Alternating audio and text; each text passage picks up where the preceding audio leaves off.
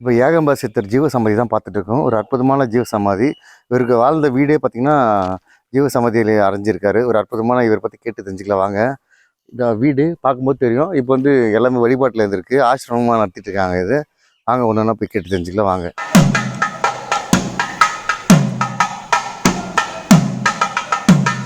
வாங்க உள்ளே தான் ஒரு ஜீவ சமாதி இருக்குது. உள்ளே போகும்போது நல்ல வைப்ரேஷனாக ஒரு திருநீர் வாசனை அடிக்குன்னு சொல்லுவாங்க, அது மாதிரி இருக்குது. உள்ளே வந்து ஐயா இருக்கார், அவர்கிட்ட கேட்டு தெரிஞ்சுக்கலாம். இவரை பற்றி ஃபுல் அண்ட் ஃபுல்லாக அவர் சொல்ல வருவாங்க. இது வரைக்கும் பார்த்தீங்கன்னா இவரை பற்றி யாருமே அவ்வளோ வீடியோ பண்ணதில்லை. ஃபஸ்ட் டைம் நம்ம தான் பண்ணுறேன்னு நினைக்கிறேன். ஒரு ஜீவ சமாதி பார்க்கும்போது ஒரு நல்ல ஒரு வைப்ரேஷன் கிடைக்கும். சிவனை வணங்கும் போது என்னென்ன பவர் கிடைக்குமோ அத்தனையும் கிடைக்கும், மன அமைதி கிடைக்கும். வாங்க பார்க்கலாம் வாங்க. வணங்கிக்குங்க, நல்ல ஒரு வைப்ரேஷன் வரும். வணங்கிட்டு நம்ம மற்றதெல்லாம் போய் அவர்கிட்ட கேட்டு தெரிஞ்சுக்கலாம். ஆனால் மூலவர் காமிச்சிங்கன்னா ஜீவ சமாதி.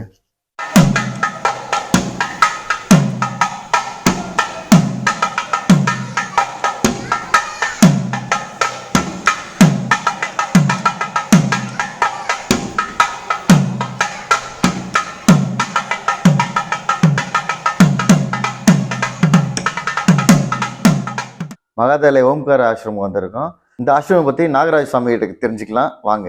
வணக்கம் ஐயா, வாய்ப்பு கொடுத்தது ரொம்ப நன்றி. இது வரைக்கும் நம்ம காணொலியில் யாரும் அவ்வளவோ நம்ம ஆசிரமத்தை பற்றி ஜீவசமாதி பற்றி யார் பண்ணதில்லை. மகாதேவ மலை அடிவாரன்ற ஆதி பற்றி மேக்ஸிமம் யாருக்குமே தெரியாது. மகாதேவ மலையோட பெருச உருவனத்துக்கு பல சித்தர்களும் காரணம். அதுலேயும் வந்து ஏகமநாத சித்தர் முக்கியமான ஒரு சித்தர். அதில் நீங்கள் பீடாதிபதியாக இருக்கீங்க, உங்களுக்கு வந்து ஓரளவுக்கு எல்லாமே தெரியும். அதை பற்றி எல்லாம் சொன்னபோது எல்லாருமே பயனாகிடுவாங்க. ஜீவசமாதி வாங்கும்போது எப்படி வாங்கணும், ஏகாம்பநாத சித்தர் வந்து எப்படி ஜீவசமாதி அடைஞ்சார், இந்த ஆசிரமத்தை பற்றி எல்லாமே ஒன்று ஒன்றா சொன்னீங்கன்னா நல்லா இருக்குங்க.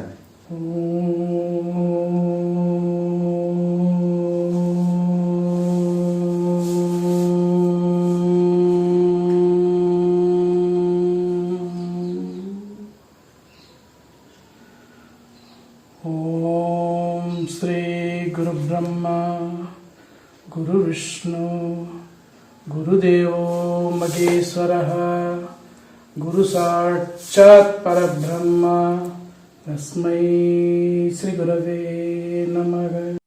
ओम शांति शांति शांति.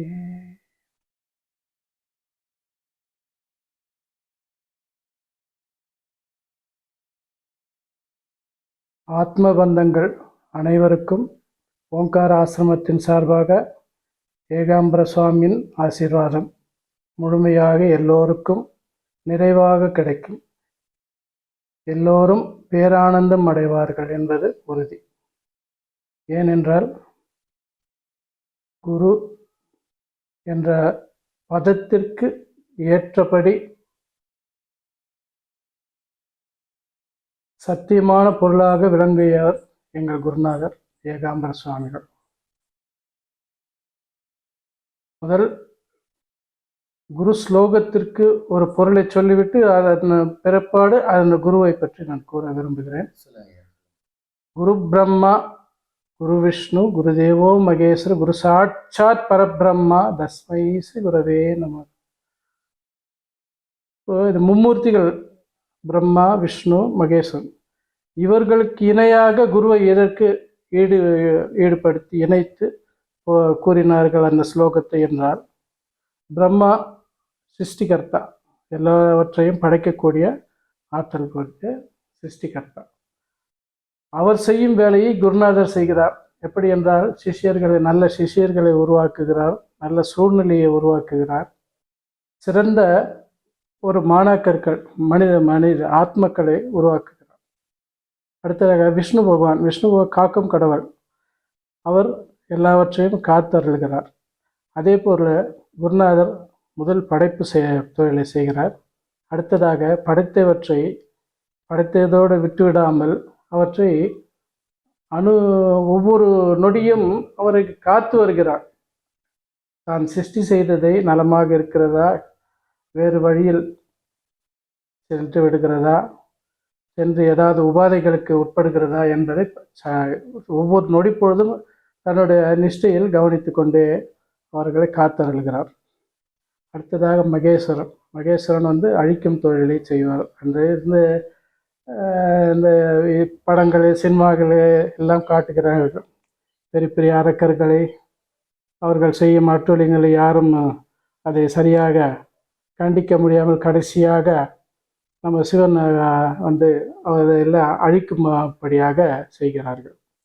ஆனால் அவர் அந்த நெற்றிக்கண்ணை திறந்து ஏதோ ஒரு நெருப்பு கக்கி அழிக்கும்படியாக செய்கிறார். ஆனால் அழித்த பிற்பாடு அவர் என்ன செய்கிறார் என்றால் தன்னோட ஐக்கியப்படுத்திக் கொள்கிறார். ஆனால் உண்மையில் என்னவென்றால் அவருக்கு நெற்றிக்கண்ணை திறந்தோ நெருப்பை கக்கியோ ராட்சசர்களையோ மனிதர்களையோ அழிக்கும் தொழில் இல்லை. மனிதர்களிடம் உள்ள ரஜோகுணம் என்றால் கெட்ட குணம், அரக்க குணம், அதை அழிக்கிறார்.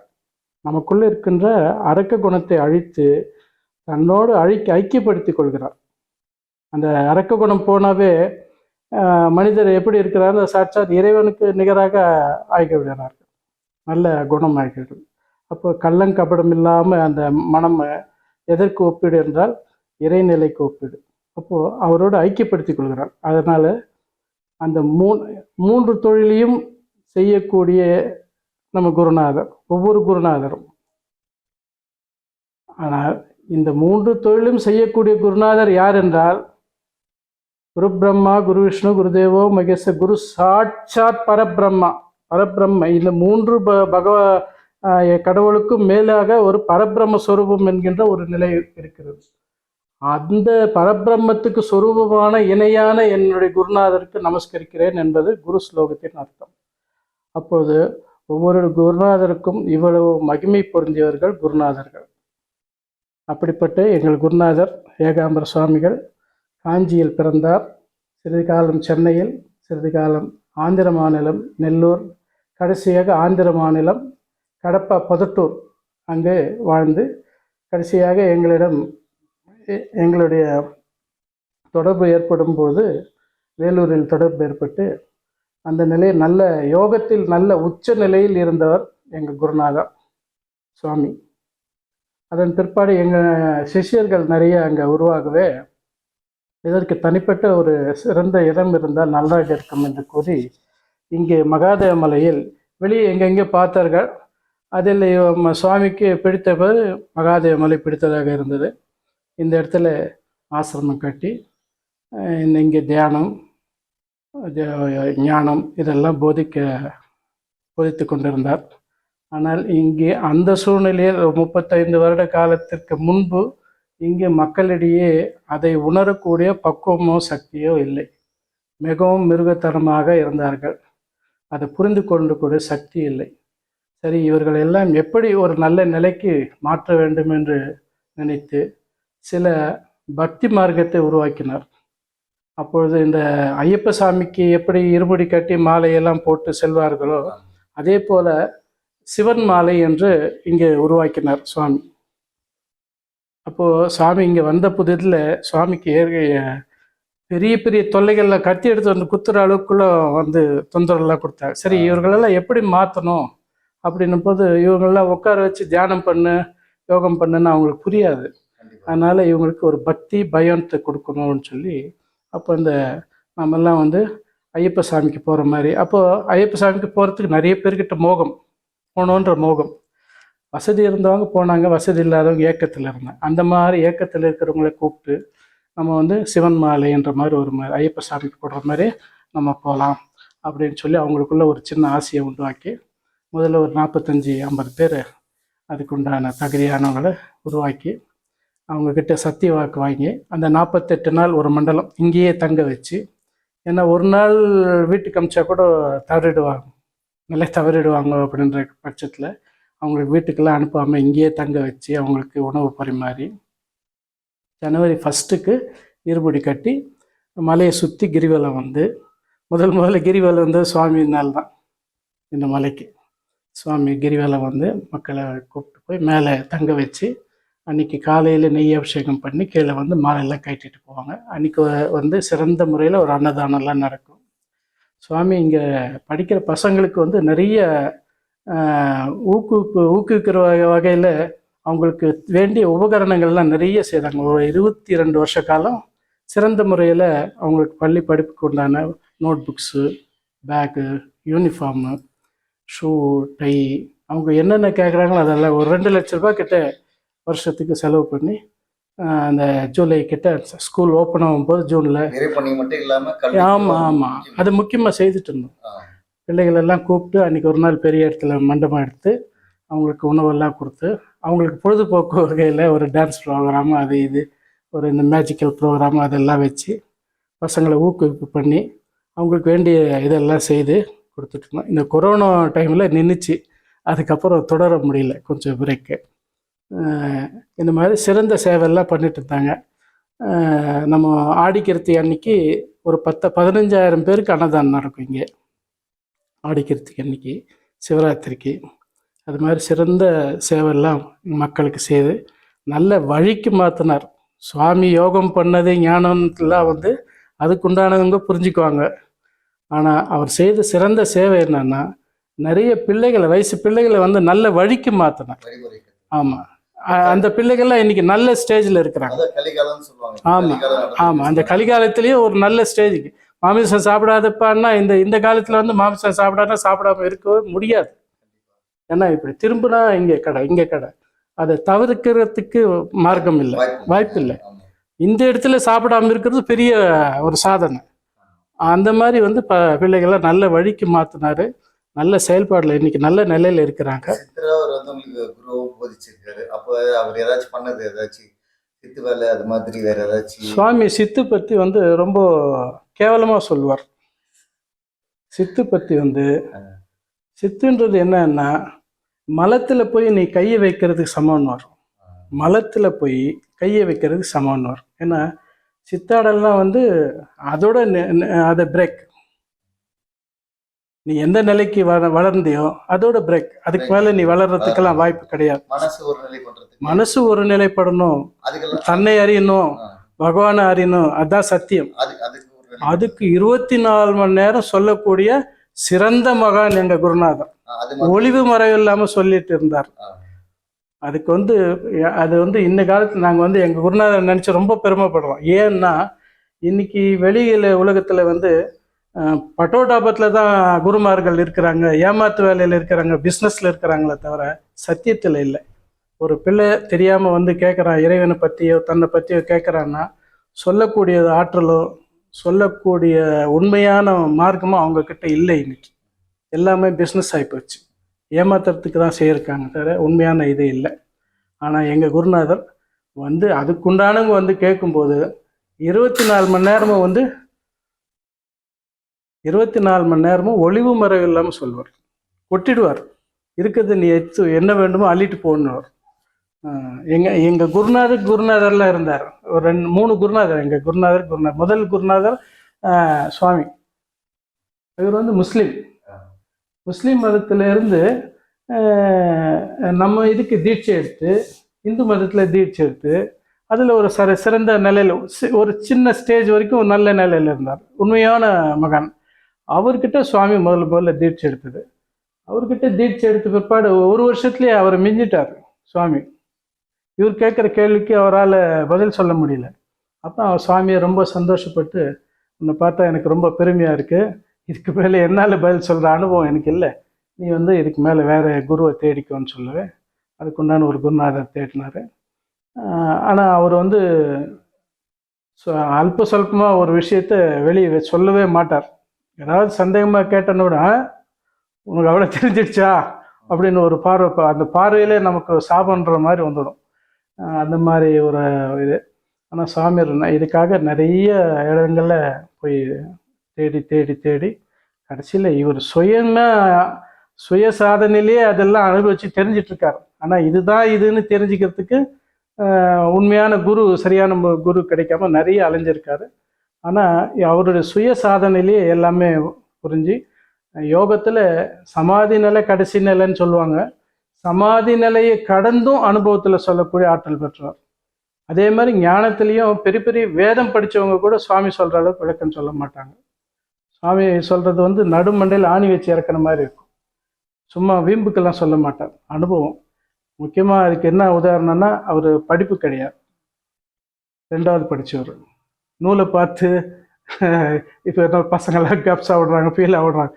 அந்த மாதிரி இதெல்லாம் சாமி கிட்ட இல்லை. நூல் படிச்சிருந்தா தான் இந்த நூலை படிச்சு அதை இருக்கிறது அனுபவ அறிவு அனுபவம். எல்லாமே அனுபவம். பெரிய பெரிய ஞானி கூட சாமி சொல்ற அளவுக்கு விளக்கம். இவருக்கு நண்பர் பார்த்தா பெரிய பெரிய ஞானி, பெரிய பெரிய பிலாசபி படிச்சவங்க நண்பர்கள். இவர்கிட்ட வந்து ஆசீர்வாதம். இவரோட 3வது குரு பிராமின், சிறந்த யோகி, ஞானி. அவர் சுவாமி கடைசி காலத்துல சுவாமி கிட்ட எனக்கு ஆசீர்வாதம் பண்ணியான்னு காலில் விழுந்தார். உடனே சாமி காலில் இழுத்துக்கிட்டு நான் பண்ண பாவத்தை நான் அனுபவிச்சுட்டுக்கிறேன், நீ வேற இந்த மாதிரி பண்றியா சாமி? ஐயோ உன்னை பத்தி உனக்கு தெரியாது, எனக்கு பொட்டு வையான்னு பொட்டு வச்சுக்கிட்டு தான் போனார். அதுக்கு என்ன காரணம்னா சுவாமிக்கு ஒரு சின்ன ஓப்பன் ஹார்ட் சர்ஜரி ஆச்சு சென்னையில். அப்போ நெல்லூர்லேருந்து 3வது குரு வந்திருந்தார். நானும் அவர் 3வது குரு தான் காத்துட்டு இருந்தோம். ஒரு சின்ன இடைவெளி அந்த ஹாஸ்பிட்டல், விஜய் ஹாஸ்பிட்டலில். இது இந்த டிஸ்டன்ஸ், அங்கே சர்ஜரி இது தேட்டரு, இங்கே ஐசி வார்டு, இங்கே ஹால் சென்டர் வரல. அவர் வர்றதுக்காக நாங்கள் வெயிட்டிங்கில் இருக்கிறோம். அவர் நேரத்துக்கு எனக்கு ஃபோன் வந்துச்சுன்னு கொஞ்சம் அப்படி திரும்பினேன். அந்த நேரத்துக்கு ஸ்ட்ரெச்சர் வந்துச்சு. குருநாதர் பார்க்குறாரு. அந்த சுச்சுவேஷனில் நீங்கள் என்ன பண்ணுவீங்க? பேஷண்ட் எப்படி இருப்பாங்க, நீங்கள் என்ன அணுகுமுறை பண்ணுவீங்க கொஞ்சம் சொல்லுங்கள். ஆசுவாசப்படுத்துவோம், யாராச்சும் பேச்சு கொடுப்போம். பேசுவாங்களா அவங்க? ஓப்பன் ஹார்ட் சர்ஜரி பண்ணியிருக்கிறவங்க பேச முடியுமா? கஷ்டம், பேச முடியாது. பேசக்கூடியவர் நின்றுட்டு இருந்தாரு, பேஷண்ட்டு நல்லா இருக்கிறான்னு கேட்குறாரு. அசந்து போயிட்டார் குருநாதர். நான் புக்கில் தான் படிச்சிருக்கிறேன், கேள்விப்பட்டிருக்கிறேன், ரமணர் பற்றி எல்லாம் கேள்விப்பட்டிருக்கேன். இது இன்ஜெக்ஷனே பண்ணாமல் எனக்கு சர்ஜரி பண்ணுன்னு சொல்லி பண்ணியிருக்காங்க, அதெல்லாம் புக்கில் படிச்சிருக்கேன், பார்த்துறது இல்லை. என் சிஷியை இந்த மாதிரி கையெடுத்து கும்பிட்டார் சார். என் சிஷியை இந்த மாதிரி இருக்கிறான்னு நான் ரொம்ப பெருமைப்படுறேன். அப்படியே ஆடி போயிட்டார்.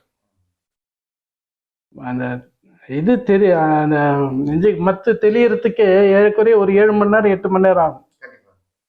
இவர் தேட்டர்லேருந்து இப்படி வந்ததும் நின்றுட்டு இருக்கிற பார்த்து இவர் கையெடுத்து நல்லா இருக்கிறேன்னு கேட்குறார்.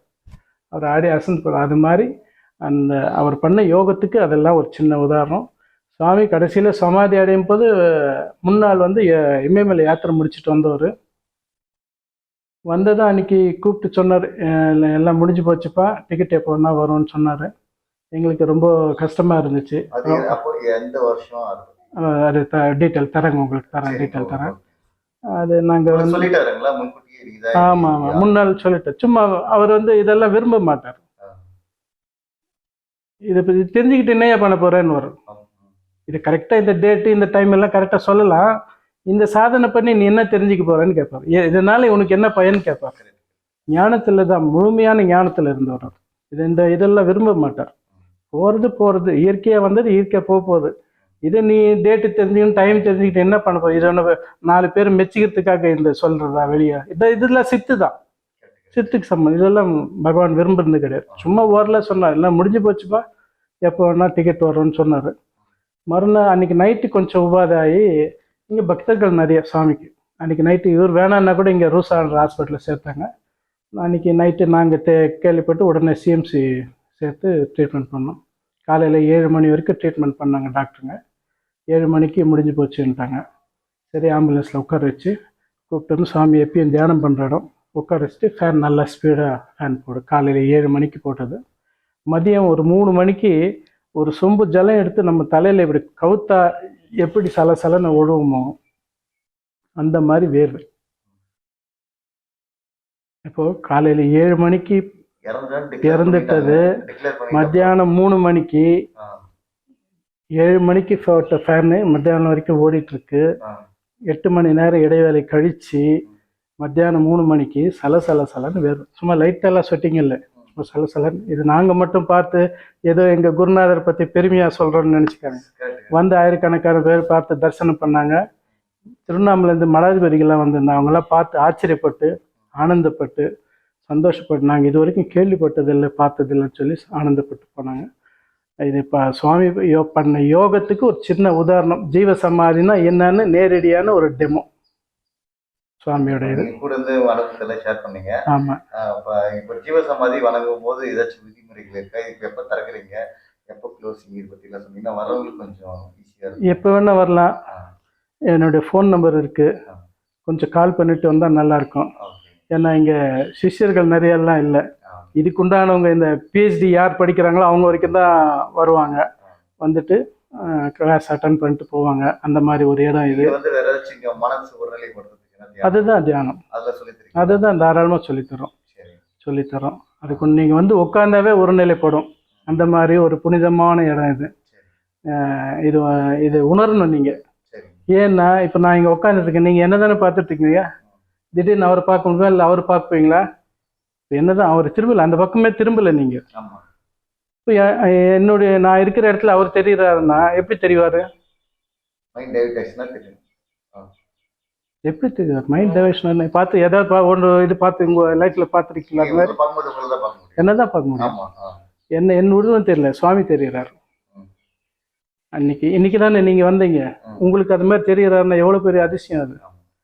நான் தெரியாமல் இப்போ என்ன பார்த்துட்டு இருக்கிறீங்க, நான் தெரியாமல் சுவாமி தெரிகிறார் இந்த இடத்துல அப்படின்னா உங்களுக்கு எவ்வளோ பெரிய அதிசயம். இது வந்து எங்கள் குருநாதர் மட்டும் கிடையாதுங்க, சாட்சாத் இறைவன். எங்கள் கூட்ட இறைவனாக இருந்தவர். அது யார் பார்த்தாங்க என்னன்றது தெரியாது. எனக்கு வந்து இறைவனாக என் கூட ட்ராவல் பண்ணவர். ஏன்னா இறை தரிசனத்தெல்லாம் எங்களுக்கு ஏன்னா அவர் அந்த நிலையில் இருந்து இறை தரிசனத்தெல்லாம் எங்களுக்கு காட்டி கொடுத்தவர். இறைவன்னா யார், எப்படி இருப்பார். இந்த நைவேத்தியம் வைக்கிறோம், நம்ம சுவாமிக்கு நைவேத்தியம் வைக்கிறோம், அது சாப்பிடுதான் யாராவது யாராவது பதில் சொல்லியிருக்காங்களா? இது வந்து எங்களுக்கு ஒரு வருஷ கால கேள்வி பதில் ஆச்சு. ஒரு கேள்வி கொடுத்து இது சாப்பிட்றாரா, எப்படி ஒரு 10 பேர் சிஷியங்க உட்காந்தா என் பண்ணி சொல்லு, உன் கருத்தை சொல்லு, எப்படி சாப்பிட்டாரா இல்லையா, அவருக்கு தெரிஞ்ச சொல்லி இவர் கேட்குறோம், இவருக்கு தெரிஞ்ச அவருக்கு சொல்கிறாரு.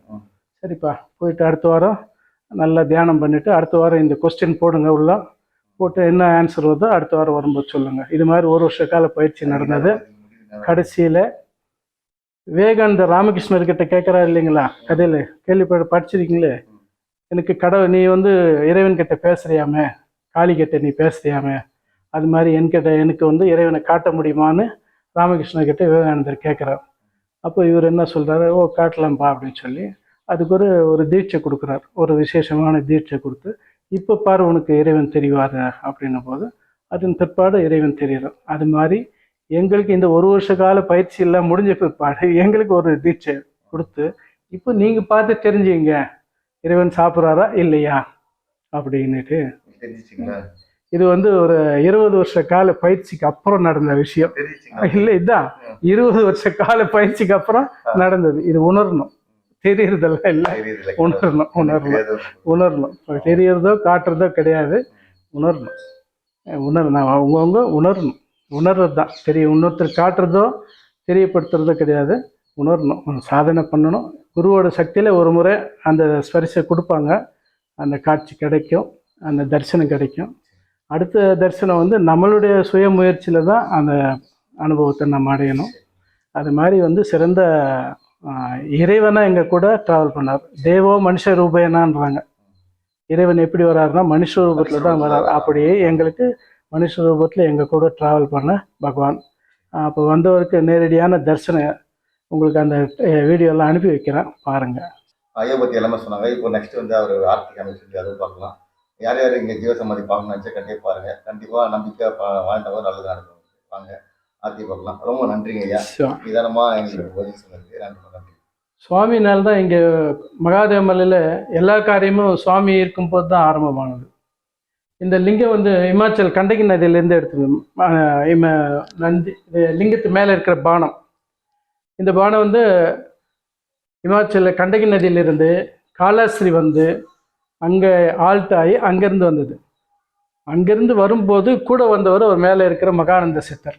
இந்த லிங்கம் எடுத்துகிட்டு வரும்போது கூட எடுத்துகிட்டு வந்தவர் அவர் தான். இதுக்கு 48 நாள் மண்டல பூஜை பண்ணதும் அவர் தான். அப்போ ரொம்ப எளிமையாக இருந்தார். இங்கே இருக்கும்போது ரொம்ப எளிமையாக இருந்தவர். ஊர் மக்கள்லாம் சொல்கிறது இதுக்கு பூஜை பண்ணதோட பலன் இன்றைக்கி அப்படி இருக்காரு அப்படின்னுட்டு. இந்த லிங்கம் இல்லைன்னா அவர் இங்கே வர்றதுக்கு வாய்ப்பு கிடையாது. ஏன்னா இது வரும்போது தான் அவர் கூட இதன் கூட அவர் வந்தவர். இந்த லிங்கம் வந்து சுயம்பு, மத்தியில் வந்து நெற்றிக்கண் ரேகம் இருக்கும். அபிஷேகம் பண்ணும்போது பார்த்தீங்கன்னா எளிமையாக ரொம்ப கிளியராக தெரியும். அது கீழே மேலே பார்த்தீங்கன்னா அந்த விபூதிக்கு மேலே பார்த்தீங்கன்னா சின்ன ஆர்ச் மாதிரி இருக்கும் வெளிச்சம். அது வந்து கீழே இருந்து நல்லா கீழே இருந்து ஸ்கெட்ச் பண்ண மாதிரி இருக்கும், நெற்றிக்கண் ரேகம் மாதிரி இருக்கும். குருநாதர் வந்து ரொம்ப எளிமையாக இருந்தவர். எனக்கு இந்த விஷயம் தெரியும், இதை நான் சாதிப்பேன் அப்படின்ற ஒரு கர்வமோ அந்த ஆங்காரமோ அதெல்லாம் எதுவும் சுவாமி கிட்ட கிடையாது. ரொம்ப எளிமையாக இருந்தோம். இந்த கிராம மக்களுக்கு தகுந்த மாதிரி ரொம்ப எளிமையாக இருந்து அவருடைய இந்த ஆசிரமத்துக்குள்ளே ரொம்ப வேதனையாக ஒரு சோகமாக யாராவது ரொம்ப ஏதோ மன வருத்தமாக உள்ளே வந்தாங்கன்னா வெளியே போகும்போது மன நிறைவோடு வெளியே போவாங்க. அது மாதிரி சுவாமி ஒரு ஸ்தாபிதம் பண்ணி வச்சுருக்காரு. அவர் இருந்தப்போ அப்படி தான், இப்பயும் அதே நிலையில் இங்கே உள்ளே வந்து கொஞ்சம் நேரம் உட்காந்து அமைதியாக உட்காந்துட்டு போனோம். அவங்க எதுவும் பண்ண வேண்டிய அவசியம் இல்லை. வந்து உட்காந்து தியானம் தெரிஞ்சவங்க தியானம் பண்ணலாம், தியானம் தெரியாதவங்க பேசாமல் கொஞ்சம் நேரம் அமைதியாக உட்காந்துட்டு போனாங்களே வெளியே போகும்போது மனநிறைவோட மன சந்தோஷத்தோடு வெளியே போவாங்க. அவங்களுடைய கோரிக்கைகள் எல்லாம் இங்கே நியாயமான கோரிக்கைகள் இங்கே வேண்டுதலில் நிறைவேறுது. இது இறைவனோட ஆசி. குருநாதராக எங்கள்கிட்ட ட்ராவல் பண்ண எங்களுடைய பகவான் எல்லாருக்கும் ஆசீர்வாதம். லோகா சமஸ்தா சுகினோ பவந்து. லோகா சமஸ்தா சுகினோ பவந்து. லோகா சமஸ்தா சுகினோ பவந்து. லோகா சமஸ்தா சுகினோ பவந்து. லோகா சமஸ்தா சுகினோ பவந்து. ததாஸ்து ததாஸ்து ததாஸ்து. ஓம் தத்சத்.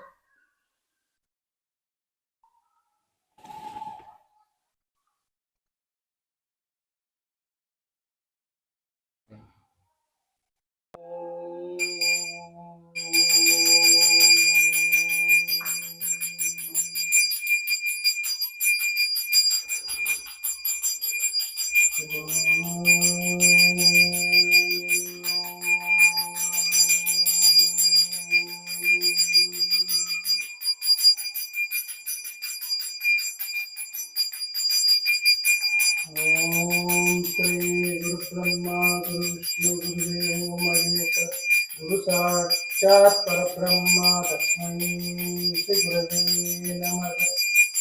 ஓம் சாந்தி சாந்தி சாந்தி.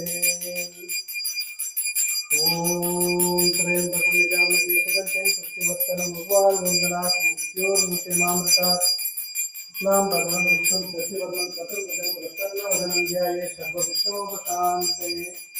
ஓம் சிவாய நமः. ஓம் சிவாய நமः. ஓம் சிவாய நமः. ஓம் சிவாய நமः. ஓம் சகனாவவது சகனோ புனஸ்து சகவீர்யம் கரவாவஹை தேஜஸ்வினாவதீதமஸ்து மா வித்விஷாவஹை. ஓம் சாந்தி சாந்தி சாந்தி. ஓம் திரையம்பகம் யஜாமஹே சுகந்திம் புஷ்டிவர்தனம் வித்வான்முக்னாத் மிருத்யோர்முக்திமாமృతాத் இஸ்லாம் விஷ்ணு சசிவர்ணம் சதுர்புஜம் பிரசன்னவதனம் தியாயே சர்வவிக்னோபசாந்தயே. ஓம் சிவாய நமः. ஓம் சிவாய நமः. ஓம் சிவாய நமः. ஓம் பூர்வசத்வேனம் பர்கோ தேவஸ்ய தீமஹி பிரச்சோதயாத். ஓம் பூர்வசத்வேனம் பர்கோ தேவஸ்ய தீமஹி धियो यो न प्रचोदयात्. ओम भूर्भुवस्सुवेन्नं भर्गो देवस्य धीमहि धियो यो न प्रचोदयात्. ओम भूर्भुवस्सुवेन्नं भर्गो देवस्य धीमहि धियो यो न प्रचोदयात्.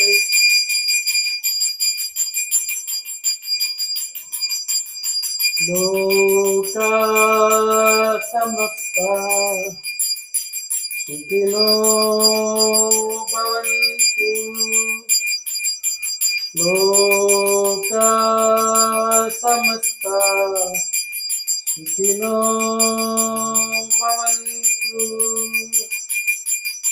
लोका समस्ता सुखिनो भवन्तु.